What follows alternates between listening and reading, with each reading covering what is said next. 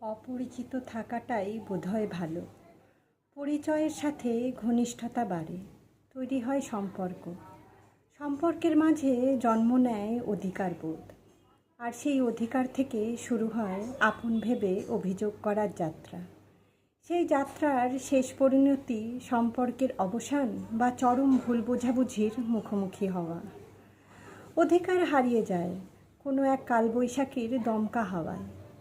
তারপর তৈরি হয় দূরত্ব, হয়তো নিজের ভালোর জন্য, নয়তো অপর মানুষটাকে মুক্ত করে দেবার জন্য। এর চেয়ে অপরিচিত থাকাই ভালো।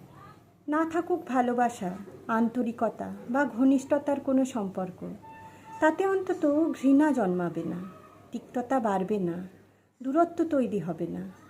দু একটা কথা হোক, অপরিচিত বলে কেউ ডাকুক বা চিনুক, তবুও কার সাথে পরিচয় না হোক।